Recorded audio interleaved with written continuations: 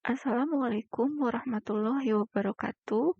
Apa kabar semuanya? Hari ini kita akan belajar kembali mengenai praktikum akuntansi lembaga atau instansi pemerintah. Hari ini Ibu akan menjelaskan mengenai pendapatan yang ada dalam Satuan Kerja atau SKPD. Kita akan belajar mengenai jenis-jenis pendapatan apa saja yang ada di SKPD, kemudian apa pembeda dari setiap jenis-jenis pendapatan tersebut. Memasuki materi yang pertama, yaitu Ibu akan menjelaskan mengenai pendapatan itu sendiri. Jadi, pendapatan pada sektor komersial atau akuntansi komersial merupakan aliran kas yang masuk atau kenaikan aset, entitas, atau penurunan utang, atau kombinasi keduanya dalam suatu periode yang berasal dari penyerahan barang, jasa, atau kegiatan utama lainnya dari suatu entitas. Jadi, pada intinya, ketika terjadi pendapatan pada akuntansi komersial atau entitas bisnis, berarti akan ada kenaikan aset dari entitas tersebut. Atau bisa juga terjadi penurunan dari utang. Sedangkan untuk pendapatan pada sektor pemerintahan, yaitu semua penerimaan rekening kas umum, negara atau daerah yang menambah ekuitas dana lancar dalam periode tahun anggaran yang bersangkutan yang menjadi hak pemerintah dan tidak perlu dibayar kembali. Seperti yang sudah pernah kita pelajari, akuntansi pemerintahan atau entitas pemerintah memiliki ekuitas dana yang terdiri dari 3 jenis ekuitas. Yang pertama, ekuitas dana lancar. Yang kedua, ekuitas dana investasi. Dan yang ketiga adalah ekuitas dana cadangan. Untuk pendapatan pada akuntansi pemerintahan, lebih menitik beratkan kepada penerimaan yang menambah ekuitas dana lancar. Kemudian yang selanjutnya, jenis-jenis pendapatan yang pertama. Di akuntansi pemerintahan atau entitas pemerintah, kita akan melihat dua golongan pendapatan, yaitu termasuk pendapatan LRA dan pendapatan LO. Dua kategori pendapatan ini muncul karena adanya basis akuntansi yang digunakan oleh sektor pemerintahan, yaitu ada dua, yaitu cash basis dan accrual basis. Untuk pendapatan LRA sendiri yang menggambarkan tentang cash basis dari akuntansi pemerintahan merupakan suatu penerimaan rekening kas umum negara atau daerah yang menambah saldo anggaran lebih dalam periode tahun anggaran yang bersangkutan yang menjadi hak pemerintah dan tidak perlu dibayarkan oleh pemerintahan. Pendapatan LRA ini akan muncul pada laporan realisasi anggaran. Kemudian yang kedua, dicatat berdasarkan basis kas, yaitu dicatat apabila pendapatan sudah berupa kas. Disajikan dalam laporan realisasi anggaran. Kemudian untuk pendapatan LO merupakan hak pemerintah daerah yang diakui sebagai penambahan ekuitas dalam periode tahun anggaran yang bersangkutan dan tidak perlu dibayarkan kembali. Dicatat berdasarkan basis accrual, yaitu dicatat pada saat transaksi pendapatan terjadi tanpa memperhatikan saat adanya penerimaan kas. Jadi, pendapatan LO dicatat pada saat pendapatan terjadi, meskipun kas belum diterima oleh pemerintah. Kemudian yang ketiga yaitu disajikan dalam laporan operasional. Kemudian, untuk jenis-jenis pendapatan daerah bisa dikategorikan menjadi 3. Yang pertama, ada pendapatan asli daerah atau PAD. Yang kedua, dana perimbangan. Dan yang ketiga, lain-lain pendapatan daerah yang sah. Ini untuk jenis-jenis pendapatan daerah. Nanti pada saat kita melihat pada APBN atau APBD, kita akan melihat penggolongan dari jenis-jenis pendapatan tersebut. Yang pertama yaitu pendapatan asli daerah atau PAD. yaitu pendapatan asli daerah yang merupakan pendapatan daerah yang bersumber dari ekonomi daerah itu sendiri. Jadi, untuk masing-masing daerah atau masing-masing SKPD akan memiliki kriteria atau karakteristik pendapatan asli daerahnya masing-masing. Pendapatan asli daerah bisa terdiri dari yang pertama, yaitu pajak daerah. Pajak daerah adalah iuran wajib rakyat kepada pemerintah daerah untuk kas daerah yang digunakan untuk membayar pengeluaran-pengeluaran umum yang bersifat wajib dan dapat dipaksakan oleh pemerintah dengan tidak mendapatkan jasa timbal balik secara langsung berdasarkan undang-undang yang berlaku. Jadi, untuk pajak di sini, masyarakat akan menerima balas jasa cuman dalam bentuk secara tidak langsung. Misalnya, pajak digunakan untuk pengembangan infrastruktur atau sarana dan prasarana. Misalnya, untuk membangun jembatan, jalan raya, fasilitas kesehatan, fasilitas pendidikan, dan lain-lain. Untuk pajak daerah dikategorikan menjadi dua, yaitu pajak daerah tingkat provinsi dan pajak daerah tingkat kabupaten atau kota. Untuk tingkat provinsi terdiri dari pajak kendaraan bermotor, bea balik nama kendaraan bermotor, pajak bahan kendaraan bermotor, dan lain-lain. Sedangkan untuk pajak tingkat kabupaten atau kota terdiri dari pajak hotel dan restoran, pajak hiburan, pajak reklame, pajak penerangan jalan, pajak pengambilan dan pengolahan bahan galian golongan, pajak pemanfaatan air bawah tanah dan air permukaan, dan lain-lain. Ini untuk pajak tingkat provinsi dan tingkat kabupaten. Dan pastinya setiap daerah memiliki jumlah pajak yang berbeda-beda, tergantung tiap objek pajaknya. Yang selanjutnya yaitu masih pendapatan asli daerah yang kedua, yaitu ada retribusi daerah. Retribusi adalah pungutan atas pembayaran jasa atau pemberian izin yang diberikan oleh pemerintah daerah kepada setiap orang atau badan yang mempunyai kepentingan, dan balas jasa dari adanya retribusi tersebut langsung dapat dirasakan oleh mereka yang membayar retribusi. Jika tadi pajak manfaatnya tidak dirasakan secara langsung, sedangkan retribusi manfaatnya akan langsung dirasakan oleh pihak yang memang berkepentingan.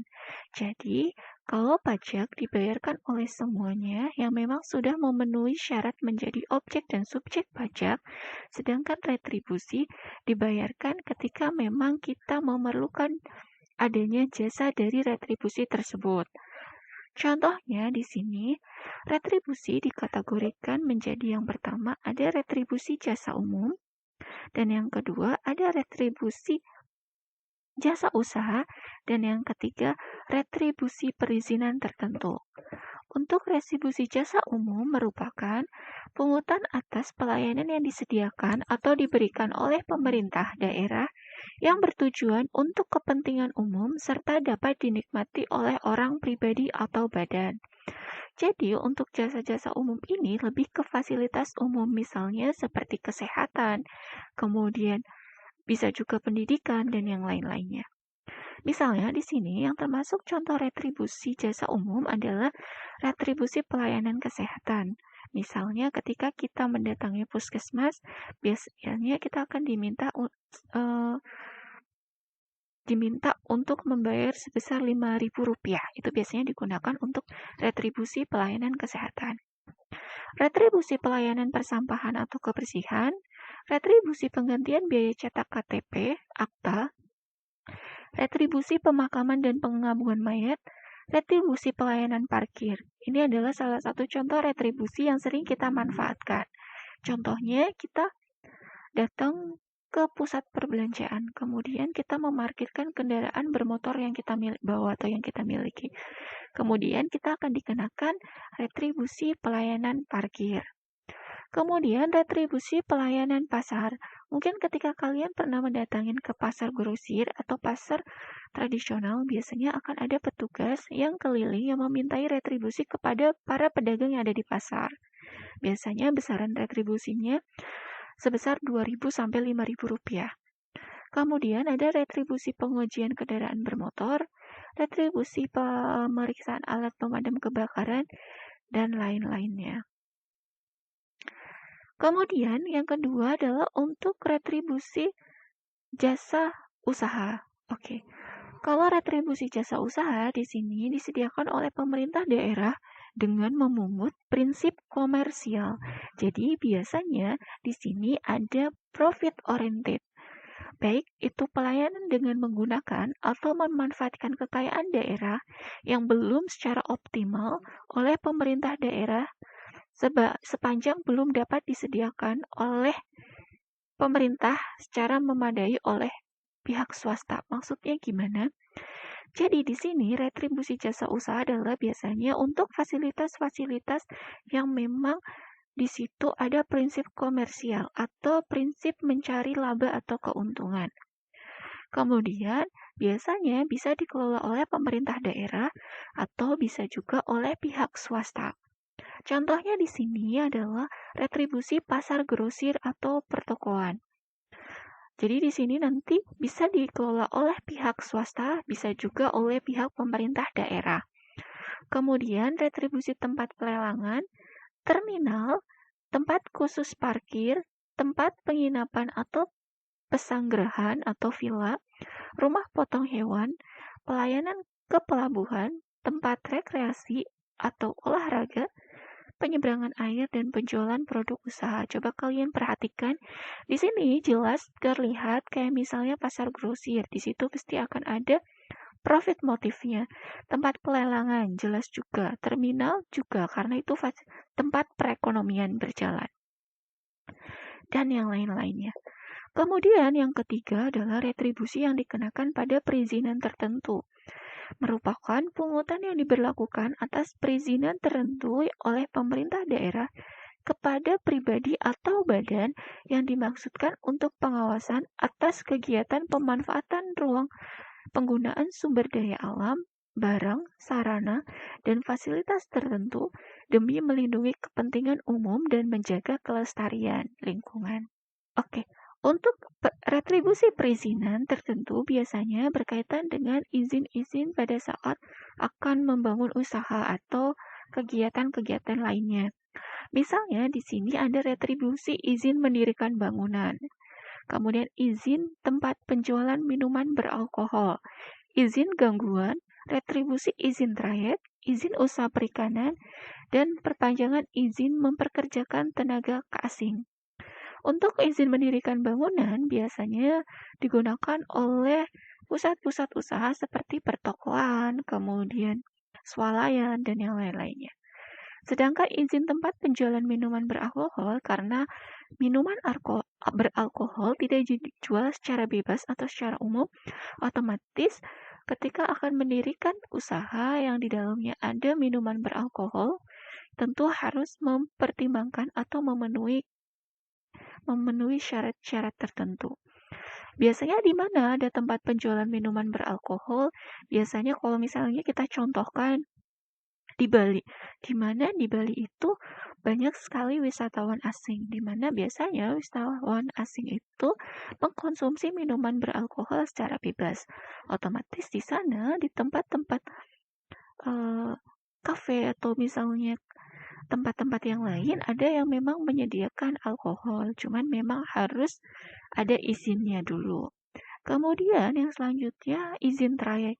Kalau izin trayek ini berarti ke usaha transportasi, misalnya yang memiliki usaha bus kayak gitu ya.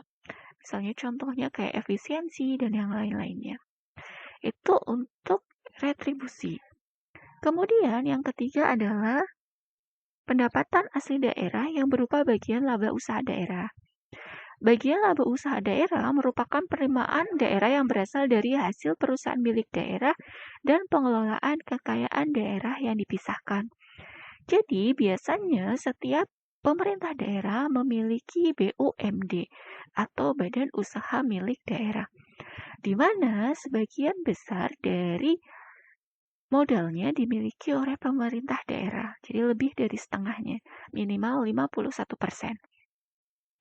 Lah, di sini ketika BUMD memiliki laba atau profit, otomatis akan ada beberapa persentase yang akan masuk ke pemerintah daerah. Biasanya di sini bagian laba usaha daerah biasa berasal dari BPD. Biasanya BPD itu bisa berupa bank. Kemudian perusahaan daerah bisa berupa perusahaan air minum, perusahaan listrik daerah, atau yang lainnya. Dan penyertaan modal daerah kepada pihak ketiga. Kemudian yang keempat adalah lain-lain pendapatan asli daerah. Lain-lain pendapatan asli daerah di sini adalah yang tidak termasuk ke dalam ketiga kategori yang sudah disebutkan di depan, yaitu tidak termasuk ke dalam pajak, tidak termasuk ke dalam retribusi, tidak termasuk ke dalam laba usaha daerah. Contohnya apa? Contohnya bisa berupa jasa giro. Jadi misalnya pemerintah daerah memiliki simpanan giro, otomatis akan mendapatkan pendapatan jasa giro. Kemudian bisa juga dari penjualan aset daerah yang memang sudah tidak terpakai atau memang nilai ekonomisnya sudah habis. Itu untuk pendapatan asli daerah. Yang selanjutnya yaitu jenis pendapatan yang kedua. Kalau tadi sudah ada pendapatan asli daerah atau PAD, sekarang ada dana perimbangan. Untuk dana perimbangan sendiri terdiri dari 3 jenis, yaitu ada dana bagi hasil, yang kedua dana alokasi umum, dan yang ketiga ada dana alokasi khusus. Oke, dana perimbangan di sini adalah yang termasuk ke dalam komponen-komponen APBN ataupun APBD. Yang pertama yaitu ada dana bagi hasil, yaitu bagian daerah yang berupa bagi hasil pajak dan bagi hasil bukan pajak. Kemudian dana bagi hasil ini merupakan dana yang bersumber dari pendapatan APBN yang dialokasikan kepada daerah berdasarkan angka persentase tertentu untuk mendanai kebutuhan daerah dalam rangka pelaksanaan desentralisasi. Oke, dana bagi hasil ini biasanya jenisnya ada bermacam-macam. Asalnya dari mana? Asalnya adalah dari kalau misalnya bagi hasil berupa pajak, itu berarti asalnya dari pajak yang diberikan oleh daerah tertentu. Misalnya daerah Kabupaten Banyumas, di situ ada warganya yang memang sudah mendapatkan penghasilan. Kemudian penghasilan tersebut sudah melebihi PKP sehingga dikenai pajak penghasilan. Sedangkan untuk pajak penghasilan sendiri merupakan pajak pusat yang otomatis ketika masyarakat Banyumas membayar PPh akan langsung masuk ke pemerintah pusat. Nah, nanti akan ada persentase dari PPh yang sudah dibayarkan kembali masuk ke pemerintah daerah Kabupaten Banyumas. Seperti itu. Kalau bukan pajak, biasanya bisa berasal dari sumber daya alam atau yang lainnya. Kemudian untuk yang selanjutnya yaitu yang kedua, yaitu dana alokasi umum atau DAU. Dana alokasi umum adalah dana yang bersumber dari pendapatan APBN yang dialokasikan dengan tujuan pemerataan kemampuan keuangan antar daerah untuk mendanai kebutuhan daerah dalam rangka pelaksanaan desentralisasi. Kalau tadi dana bagi hasil, otomatis besarnya tiap daerah akan berbeda-beda, tergantung dari kontribusi tiap pajak atau bagi hasil yang memang masuk ke pemerintah pusat. Lah, sedangkan kalau di AU, ini juga sama, persentase yang diterima oleh setiap daerah akan berbeda-beda. Tapi bukan karena kontribusinya, tapi melainkan karena tingkat pendapatan setiap daerahnya. Jadi, dana alokasi umum ini setiap daerah akan memperoleh bagiannya dari DAU yang sudah dialokasikan oleh pemerintah pusat. Untuk jumlahnya, keseluruhan adalah sebesar 26% dari pendapatan dalam negeri neto. Kemudian untuk setiap daerah pasti akan berbeda-beda jumlah penerimaannya. Karena di sini kita perhatikan tujuannya adalah untuk pemerataan kemampuan keuangan antar daerah. Jadi biar tiap-tiap daerah tidak mengalami perbedaan yang signifikan jumlah penghasilan atau pendapatannya. Karena biasanya setiap daerah itu memiliki kekayaan atau sumber pendapatan yang jelas pasti berbeda-beda. Karena perbedaan itu pasti jumlah yang masuk ke pemerintah daerah pun besarannya juga akan berbeda-beda. Ada daerah yang memang pendapatannya sangat banyak, ada yang memang biasa. gitu. Otomatis di sini DAU sangat berperan. Kemudian dari 26% dari pendapatan dalam negeri neto ini yang didistribusikan ke pemerintah daerah, provinsi, nanti untuk ke pemerintah kota atau kabupatennya diberikan kewenangan masing-masing kepada pemerintah provinsi atau pemerintah daerah untuk mengalokasikannya ke setiap daerah dengan pertimbangan atau kebijakannya pasti masing-masing berbeda. Sedangkan untuk dana alokasi khusus atau DAK adalah dana yang bersumber dari pendapatan APBN yang dialokasikan kepada daerah tertentu dengan tujuan untuk membantu mendanai kegiatan khusus yang merupakan urusan daerah dan sesuai dengan prioritas nasional. Kalau DAU, semua daerah pasti akan mendapatkan walaupun dengan jumlah yang berbeda, sedangkan untuk DAK tidak semua daerah atau tidak semua bidang akan memperoleh dana alokasi khusus ini. Karena biasanya dana alokasi khusus ini dipergunakan untuk kegiatan-kegiatan tertentu, yang pastinya yang sesuai dengan prioritas nasional atau untuk membiayai kegiatan tertentu. Jadi otomatis tidak semua daerah memperoleh. Contohnya misalnya, kalau misalnya pemerintah daerah sedang fokus untuk menangani bencana, otomatis prioritas nasionalnya adalah untuk penanganan bencana. Atau misalnya untuk kesehatan, untuk pendidikan, dan yang lain-lainnya. Lah, daerah-daerah tertentu atau daerah-daerah mana saja yang memang membutuhkan prioritas untuk peningkatan kesehatan misalnya, sehingga akan membutuhkan dana alokasi khusus ini, gitu. Kemudian yang selanjutnya Ibu akan memberikan tambah. Sebelum memberikan tambahan, Ibu akan memperlihatkan contoh dari APBD milik pemerintah Provinsi Jawa Tengah. Di sini ada milik pemerintah Provinsi Jawa Tengah untuk tahun 2020, jadi tahun anggaran 2020. Untuk APBD Pemprov Jateng tahun 2020 itu ada beberapa perubahan. Kalau kalian perhatikan di sini, kalian bisa cari informasi mengenai APBD tiap-tiap provinsi atau tiap-tiap daerah, baik provinsi maupun kabupaten atau kota. Kalian bisa lihat di websitenya. Kalian bisa download. Misalnya di sini punyanya pemerintah Provinsi Jateng untuk disediakan dari tahun 2013 sampai 2021. Yang akan kita lihat adalah yang tahun 2020.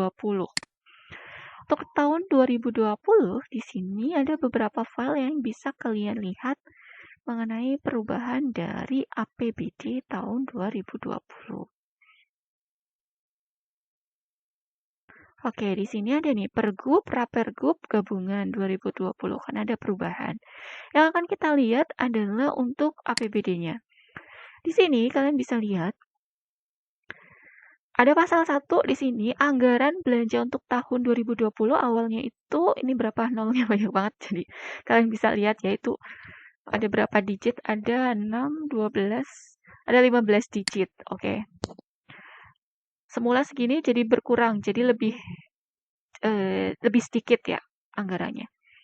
Oke, pendapatannya dari rinciannya segini, kemudian ada belanja, pembiayaan daerah. Oke, ini adalah poin 3 dari APBD yang penting ya. Jadi ada pendapatan, belanja, sama pembiayaan daerah.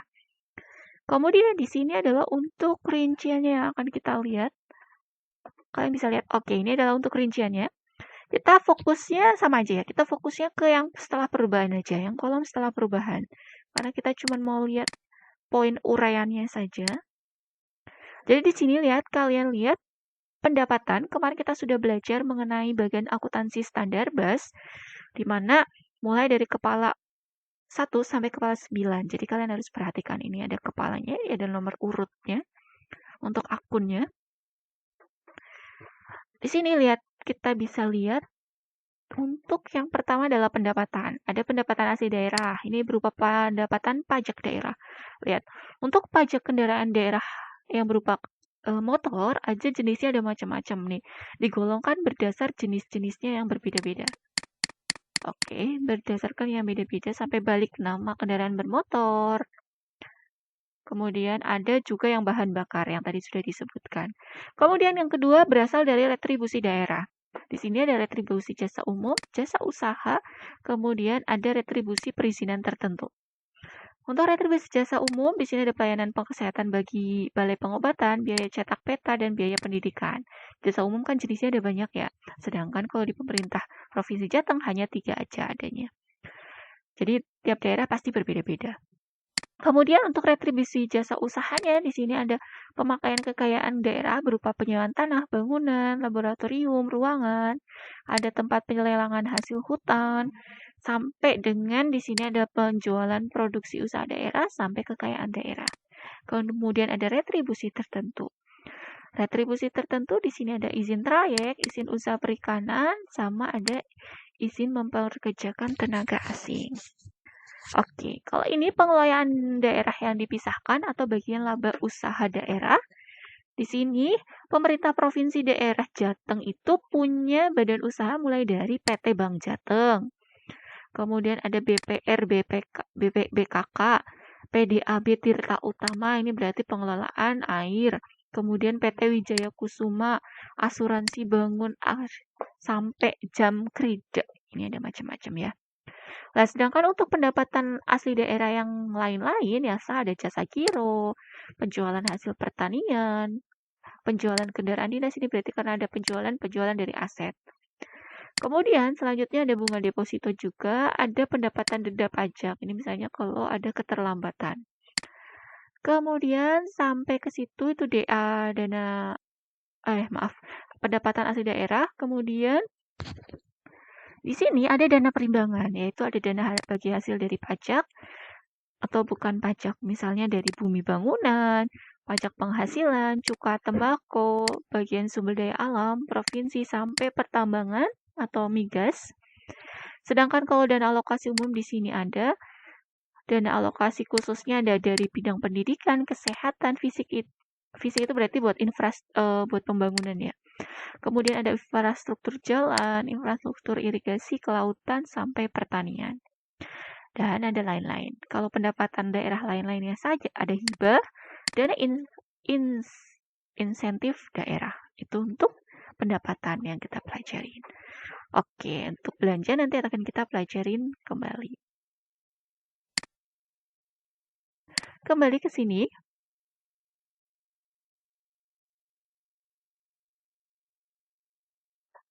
Oke, tadi jadi kita sudah mempelajari untuk pendapatan daerah. Kalau pendapatan berdasarkan laporan itu ada pendapatan LA dan LO, LRA dan LO, maaf.